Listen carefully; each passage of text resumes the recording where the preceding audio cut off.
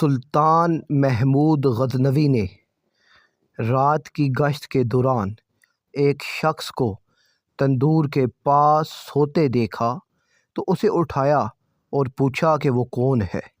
اس نے بتایا کہ مزدور ہوں، دن بھر مزدوری کرتا ہوں، رات کو یہاں سو جاتا ہوں۔ سلطان نے پوچھا، اتنی سردی میں رات کیسے گزرتی ہے؟ کہنے لگا، آدھی رات آپ جیسی گزرتی ہے اور آدھی آپ سے بہتر۔ محمود غزنوی اس جواب سے بہت حیران ہوئے۔ کہا، اپنی بات کی وضاحت کرو۔ کہنے لگا، جب تک تندور گرم رہتا ہے تو آپ کی طرح سکون سے سوتا ہوں۔